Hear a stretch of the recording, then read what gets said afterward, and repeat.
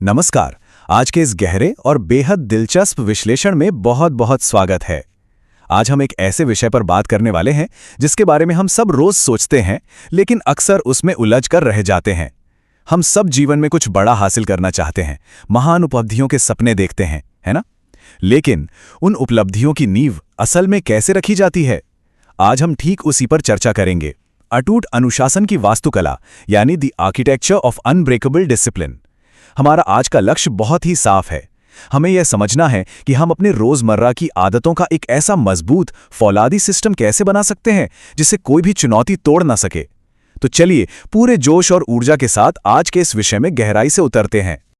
अब आगे बढ़ने से पहले प्रेरणा यानी मोटिवेशन और अनुशासन के बीच का जो सबसे बड़ा और स्पष्ट अंतर है, उसे समझना बहुत दिलचस्प है। हम अक्सर क्या सोचते हैं, यही ना, कि हमें कुछ भी काम शुरू करने के लिए मोटिवेशन की जरूरत है। आज अंदर से आवाज नहीं आ रही या आज वो फील नहीं आ रहा। लेकिन सच्चाई क्या है? सच्चाई ये है कि मोटिवेशन एक बहुत ही अस्थायी और अविश्वसनीय चीज है। सच कहूं तो ये एक शुगर रश की तरह है, अचानक से आती है और फिर अचानक से गायब हो जाती है। दूसरी ओर जरा अनुशासन को देखें। अनुशासन एक स्थायी वास्तविकता है। ये इस बात पर निर्भर नहीं करता कि हम कैसा महसूस कर रहे हैं। ये भावनाओं पर नहीं, बल्कि एक ठोस प्रणाली, एक पक्के सिस्टम पर आधारित है। हमें हर दिन सुबह उठकर मोटिवेटेड महसूस करने की कोई जरूरत नहीं है। हमें बस एक ऐसे सिस्टम की आवश्यकता है जो उन मुश्किल दिनों में भी काम करे, जब बिस्तर से बाहर निकलने का भी मन न हो। तो इस अनुशासन की इमारत को हम कैसे खड़ा करेंगे? इस मानसिकता को एक एक ईंट जोड़कर बनाने के लिए आज हम इन 6 मुख्य ब्लॉक से गुजरेंगे। पहला, प्रेरणा नहीं, अनुशासन। दूसरा, दिन की पहली जीत। तीसरा, निरंतरता और कार्यवाही। चौथा, ध्यान भटकाने वाले तत्वों को दूर करना। पांचवा, मानसिक नियंत्रण। और अंत में छठा, वो सामान्य गलतियां जो हम अक्सर कर बैठते हैं। चलिए खंड 1 और हमारी नींव से शुरुआत करते हैं। प्रेरणा नहीं, अनुशासन। जैसा कि हमने अभी बात की, ये समझना बिल्कुल क्रूशियल है कि हमारी भावनाएं हमेशा हमारा साथ नहीं देने वाली हैं। बिल्कुल नहीं। अगर हम केवल और केवल तब काम करते हैं जब हम अच्छा या एनर्जेटिक महसूस करते हैं, तो यकीन मानिए हमारी प्रगति वहीं रुक जाएगी। इसलिए भावनाओं पर से अपनी निर्भरता को पूरी तरह हटाकर हमें एक ऐसी स्वचालित प्रणाली, एक ऑटोमैटिक सिस्टम विकसित करने पर ध्यान देना होगा जो हर परिस्थिति में अडिग रहे। देखिए, सच थोड़ा कड़वा जरूर लग सकता है, पर एक हकीकत हमें माननी पड़ेगी। हमारा वर्तमान जीवन, हमारी आज की जो भी स्थिति है, वो केवल और केवल हमारे रोजमर्रा की आदतों का ही परिणाम है। ये कोई जादू नहीं है, ये हमारे रोज के फैसलों का गणित है। हम हर दिन जो छोटे छोटे चुनाव करते हैं, क्या खाना है, कब उठना है, काम करना है या टालना है, यही सब मिलकर हमारे भविष्य का निर्माण करते हैं। अनुशासन का असली मतलब किसी जेल में रहना नहीं है, बल्कि इसका अर्थ है कि हम इन दैनिक कार्यों का कंट्रोल अपने हाथों में वापस लें। जब हम अपनी आदतों को सुधारते हैं, तो हम स्वचालित रूप से अपने जीवन की दिशा को एक बेहतर रास्ते पर मोड़ रहे होते हैं। अब इस नींव को एक व्यवहारिक और प्रैक्टिकल रूप देने के लिए हम आते हैं आदत नंबर 1 पर। दिन की पहली जीत के साथ शुरुआत करना। अटूट अनुशासन का निर्माण कोई ऐसी चीज नहीं है जिसके बारे में हम दोपहर या शाम को सोचना शुरू करें। बिल्कुल नहीं। ये पूरी प्रक्रिया हमारे सुबह जागने के ठीक पहले घंटे के भीतर ही शुरू हो जाती है। ये शुरुआती समय ही तय कर देता है कि हमारा पूरा दिन कितना सफल होने वाला है। दिन की शुरुआत करने के लिए हमें कोई पहाड़ नहीं तोड़ना है, बस 3 बहुत ही सरल कदम है। पहला, उठते ही अपना बिस्तर ठीक करना। दूसरा, 1 गिलास पानी पीना। और तीसरा, केवल 5 मिनट के लिए कोई भी शारीरिक गतिविधि या हल्का व्यायाम करना। सुनने में ये बहुत ही छोटे और साधारण काम लग सकते हैं, है ना? कोई भी कर सकता है। लेकिन जरा सोचिए, जागने के तुरंत बाद जब हम जानबूझकर ये तीनों काम पूरे कर लेते हैं, तो हमारे अंदर उपलब्धि की एक त्वरित भावना पैदा होती है। ये हमारे दिमाग को एकदम से ये सिग्नल देता है कि वाह, आज के दिन की शुरुआत तो जीत के साथ हुई है। और जानते हैं, इन सरल कदमों के पीछे एक बहुत ही गहरा विज्ञान छिपा है। जब हम सुबह सुबह ये छोटी छोटी जीत हासिल करते हैं, तो हमारे मस्तिष्क में डोपामाइन रिलीज होता है। डोपामाइन क्या है? ये हमारे मस्तिष्क का अपना एक रिवॉर्ड सिस्टम है, एक तरह का इनाम। ये हमें खुशी, मोटिवेशन और संतुष्टि का अनुभव कराता है। जब ये छोटी जीतें डोपामाइन को सक्रिय कर देती हैं, तो ये हमारे अंदर एक जबरदस्त गति, या जिसे हम मोमेंटम कहते हैं, पैदा करता है। और यही मोमेंटम वो ऊर्जा है जो हमें दिन भर अनुशासित रहने के लिए आगे धकेलती है। मतलब एक छोटी सी जीत असल में हमें दिन की दूसरी और फिर तीसरी जीत हासिल करने के लिए पूरी तरह तैयार कर देती है। एक तरह का चेन रिएक्शन शुरू हो जाता है। तो एक बार जब हमने सुबह की वो शुरुआती गति प्राप्त कर ली, तो हमारा अगला और सबसे महत्वपूर्ण स्तंभ आता है निरंतरता और कार्यवाही, कंसिस्टेंसी और एक्शन।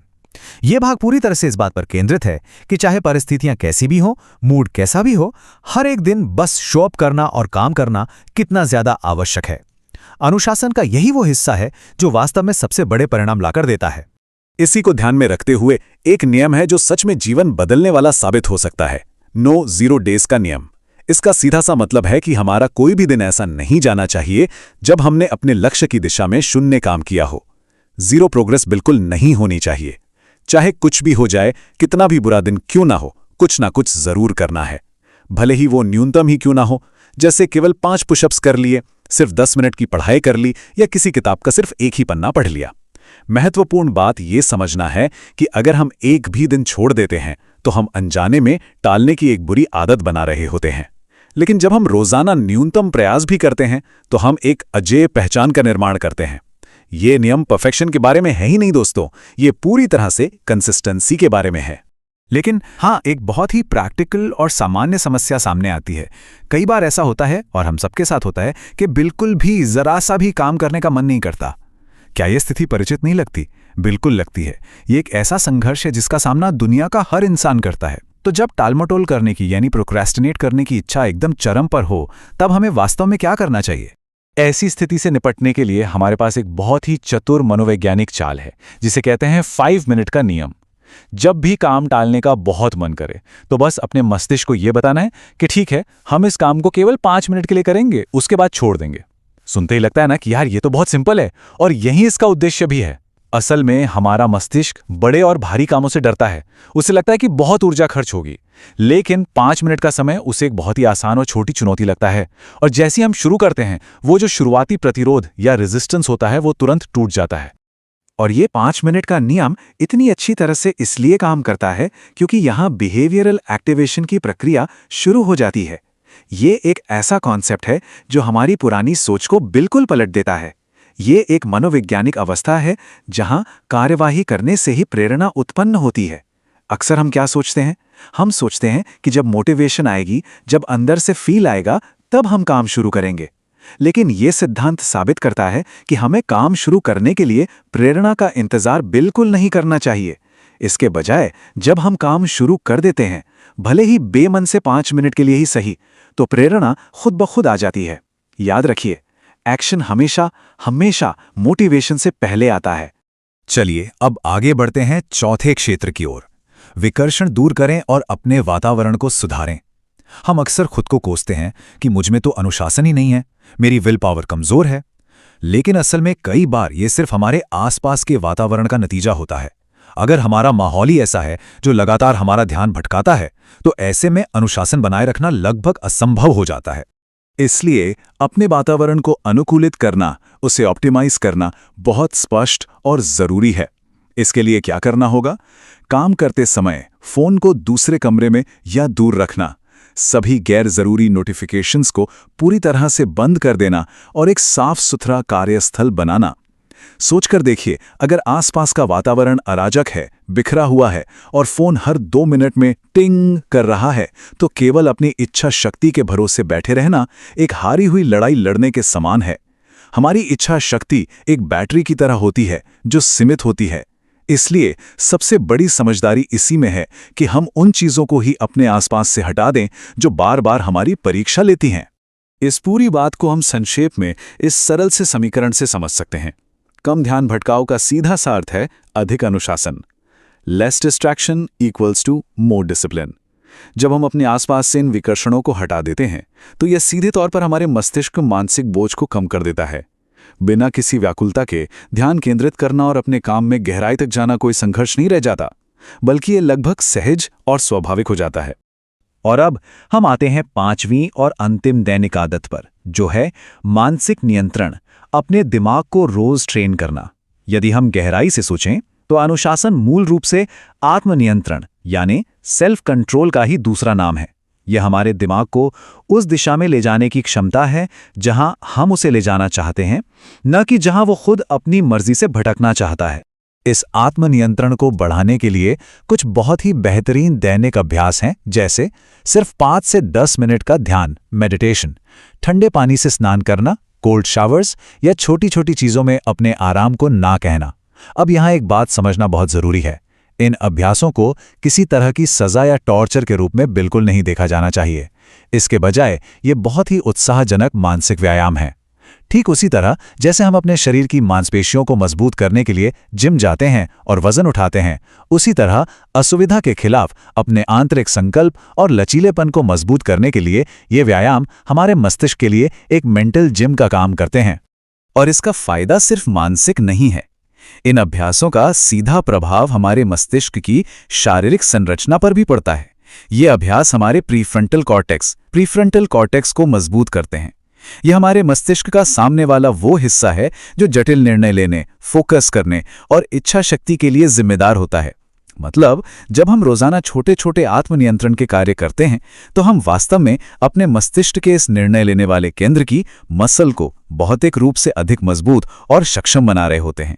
चलिए, हमने आदतों को तो बहुत अच्छी तरह समझ लिया, लेकिन अब इस चर्चा के अंतिम खंड की ओर बढ़ते हुए ये जानना भी उतना ही आवश्यक है कि इस रास्ते में कौन कौन सी रुकावटें आ सकती हैं। अनुशासन की इस नई और शानदार वास्तुकला को कौन सी वो चीजें हैं जो पटरी से उतार सकती हैं। आइए उन सामान्य गलतियों पर एक नजर डालते हैं जिनसे हमें हर हाल में बचना है। आइए इन सामान्य गलतियों और उनकी वास्तविकता के बीच के अंतर को स्पष्ट रूप से समझ लेते हैं। पहली और सबसे बड़ी गलती जो हम करते हैं वो है केवल प्रेरणा पर निर्भर रहना, जबकि रियलिटी हम जान चुके हैं कि प्रेरणा बहुत अस्थायी होती है। हमें एक पक्के सिस्टम की आवश्यकता है। दूसरी गलती, जोश में आकर अपनी पूरी जिंदगी को सब कुछ एक साथ बदलने की कोशिश करना। ये कभी काम नहीं करता। इसके बजाय हमें धैर्य रखना चाहिए और एक समय में केवल एक ही आदत बनानी चाहिए। तीसरी बड़ी गलती, सिर्फ एक खराब दिन आने पर पूरी तरह से हार मान लेना। लेकिन असली कुंजी यह समझना है कि निरंतरता ही सब कुछ है। एक बुरा दिन आपकी पूरी यात्रा को खत्म नहीं करता। अगले दिन फिर से शुरू किया जा सकता है। और अंत में चौथी गलती, दूसरों की सफलता से अपनी तुलना करना। यह महज ऊर्जा की बर्बादी है। इसकी जगह हमें केवल और केवल अपने खुद के सिस्टम को बेहतर बनाने पर ध्यान केंद्रित करना चाहिए। हमारे आज के इस पूरे विश्लेषण को इस एक बेहद शक्तिशाली विचार के साथ समेटा जा सकता है। अनुशासन कोई ऐसी चीज नहीं है जिसके साथ इंसान पैदा होता है, या कुछ ऐसा है जिसे बनाया जाता है एक बार में एक आदत के साथ। आत्मविकास कोई अचानक होने वाला चमत्कार या रातों रात घटने वाली घटना नहीं है, बल्कि यह एक निरंतर चलने वाला, बहुत ही जानबूझकर किया जाने वाला निर्माण है। यह एक ऐसी इमारत है जो ईंट दर ईंट, आदत दर आदत खड़ी होती है, और इस इमारत के आर्किटेक्ट हम खुद हैं। तो अब इस पूरे कॉन्सेप्ट को गहराई से समझने के बाद अंतिम और सबसे महत्वपूर्ण सवाल जो हमें खुद से पूछना है वो ये है कि इन 5 आदतों में से हम आज कौन सी आदत का निर्माण शुरू करने जा रहे हैं। क्योंकि देखिए, ज्ञान तभी उपयोगी होता है जब उस पर कार्रवाई की जाए, जब उसे एक्शन में बदला जाए। आज के इस विश्लेषण पर थोड़ा विचार करें, अपना पहला और सबसे छोटा कदम तय करें और बिना किसी देरी के आज ही उस पर अमल करना शुरू करें। याद रखिए, ये एक छोटा सा कदम आपके जीवन में एक बहुत बड़े बदलाव की शुरुआत हो सकता है। आज के इस सत्र में हमारे साथ समय बिताने के लिए बहुत बहुत धन्यवाद, और आपके एक मजबूत, अनुशासित भविष्य के निर्माण के लिए ढेरों शुभकामनाएं। कदम बढ़ाइए और शुरुआत कीजिए।